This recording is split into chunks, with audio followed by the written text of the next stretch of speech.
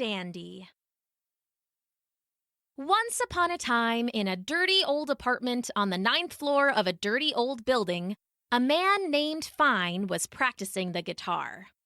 He strummed and hummed and tuned and tried, but it wasn't going well. When he tried to form the chords, it was like trying to write with his wrong hand, everything slightly off and sloppy. When he tried to strum, his fingers felt like little bricks, grating on the strings and making a noise that was less like music and more like someone trying to force a cat into the bathtub. "Oh, I'll never get it," he said to himself after snarling up a particularly scratchy F chord. He threw his guitar pick across the room and almost threw the guitar, too, but he stopped himself. He had saved up for a month to buy it, and smashing it wouldn't help him play any better. It might make him feel a little better, but then he wouldn't be able to trade it back into the shop. Not that it was a nice guitar.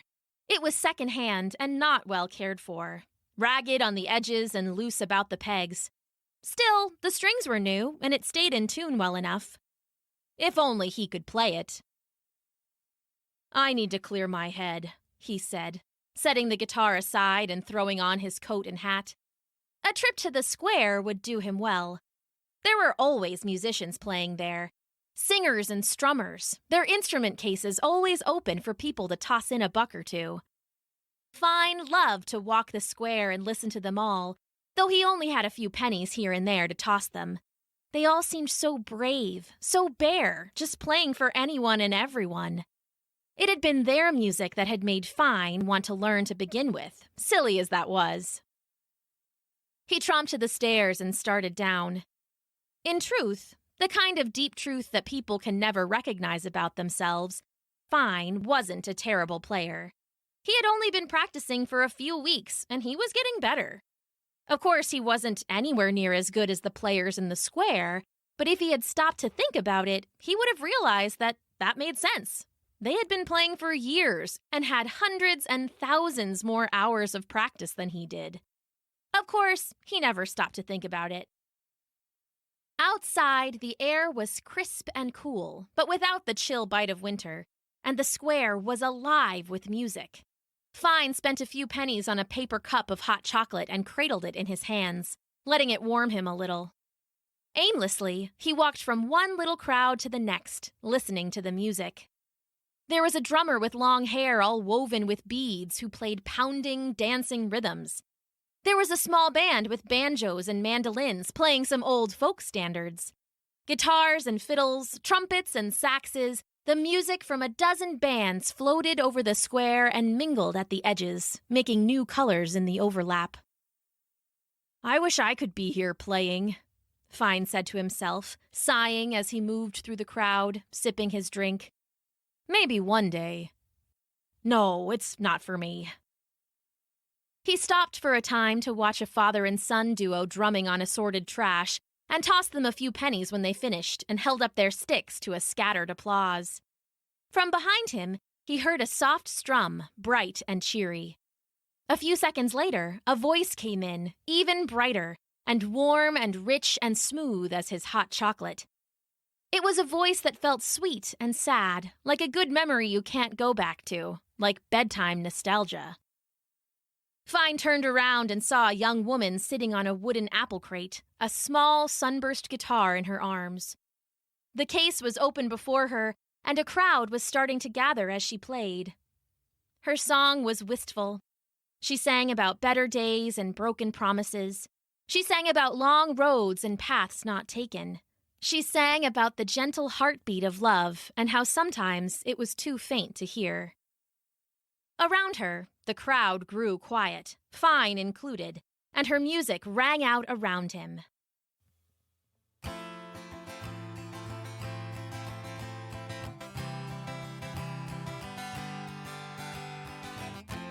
One night on a corner, he calls out hello. It takes her a minute, her mind. It puts all the pieces together, she knows. Him, it's just like a story she heard from a fortune teller once upon a time. It has her believing signs. She's looking out now. She marvels at how the path's there before her, laid out on the ground. It's never been clear. There's always been fear. Is it time now to listen? Do answers abound? She doesn't know. She hopes so. Now she remembers that night oh so well. She passes that corner, her mind, it puts all the pieces together, a magical spell. Could this be the time? Could this be a sign? Could this be predestined? The stars all aligned. She's wandered about and toiled in doubt, but now is she seeing the reason and rhyme? She doesn't know. She hopes so.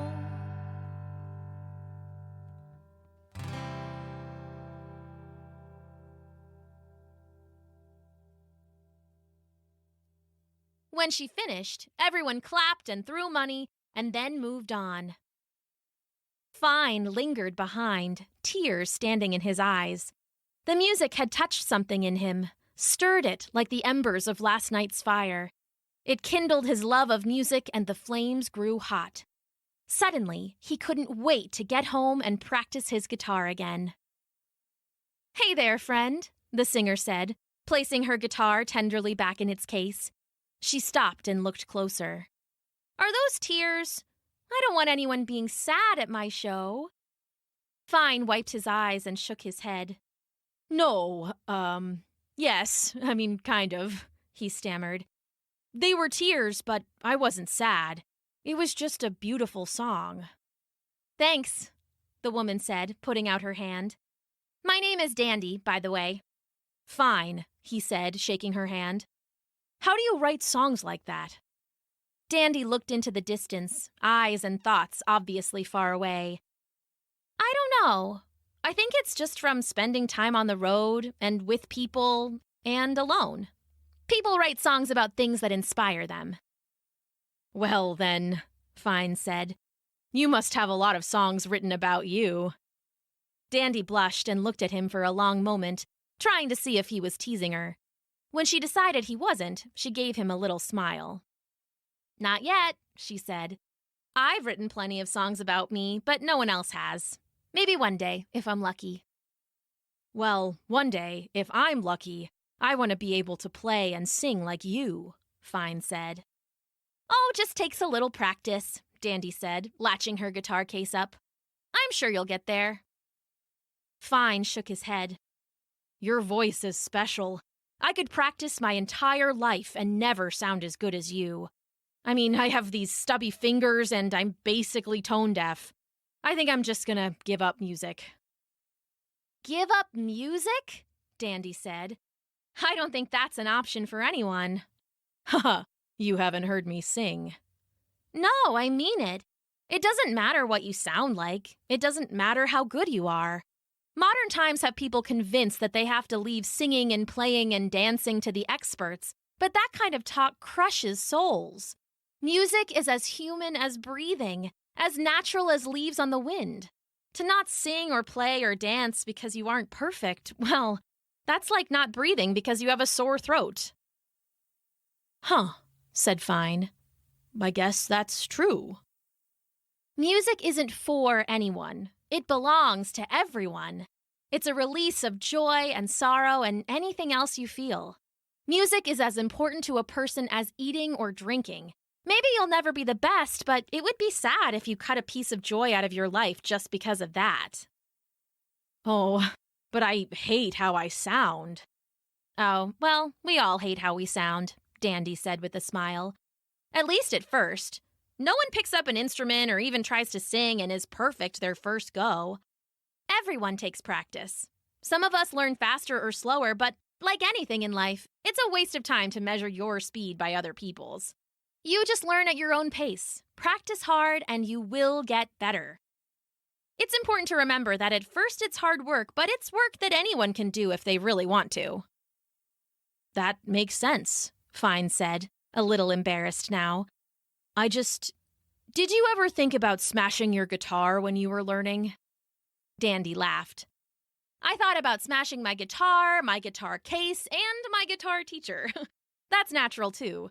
When you get that frustrated, it's time to take a walk and cool down for a bit. Practice can be hard, but it shouldn't be torture. Just set aside a little bit of time every day and do what you can. I will, Fyne said. Thanks for the advice. No prob, Dandy said. She picked up her guitar case and gave Fyne a smile. Well, I'll be back next week. You keep at it. I hope to hear you play sometime.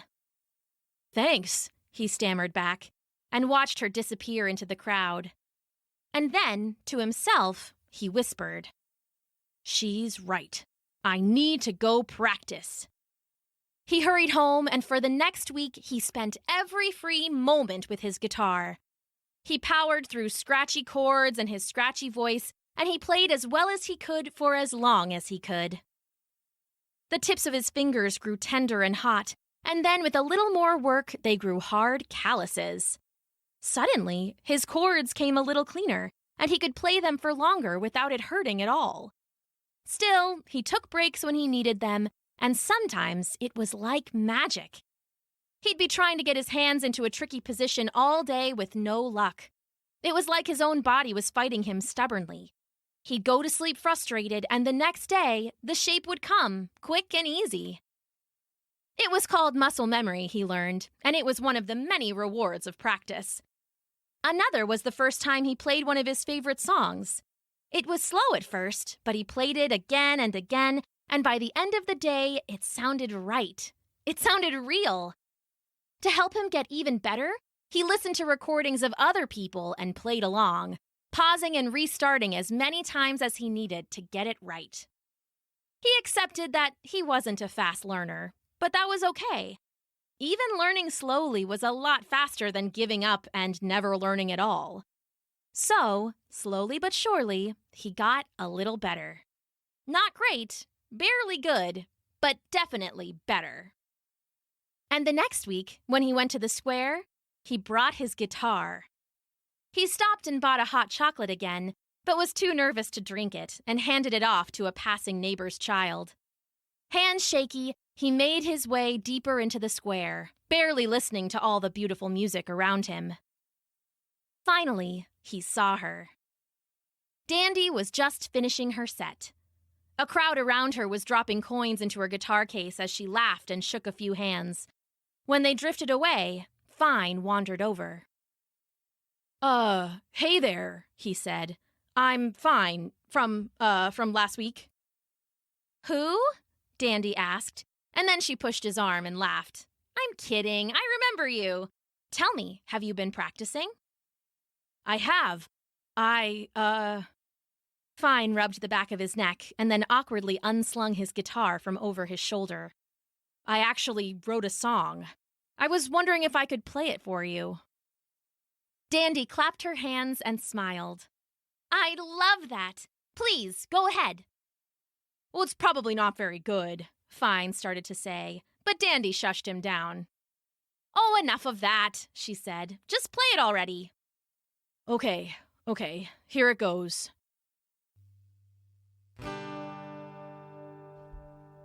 I'm writing you a song because nobody's ever done it. I'm writing you a song because you've earned a serenade. I'm writing you a song even though I'll probably write it wrong. I'm writing you a song because the way you make me feel. Wish I had more to offer you than a beat-up poet with a chord or two, a tune that's wandered near and far, and a ragged-up old guitar.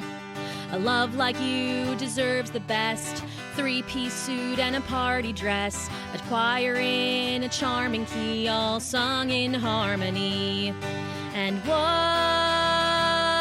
you see in me, I wish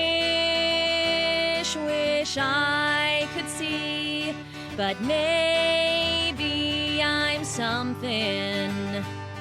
You make me believe, you make me believe, you make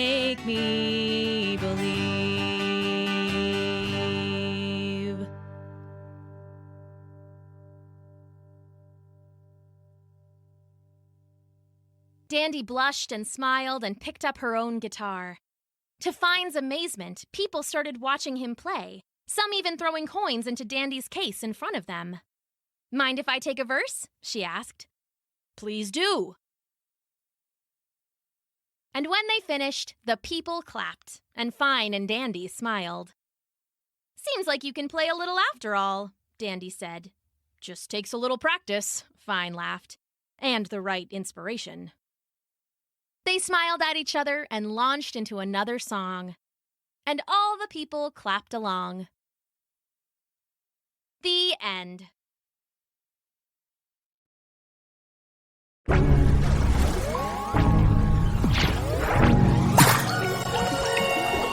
Thanks for listening!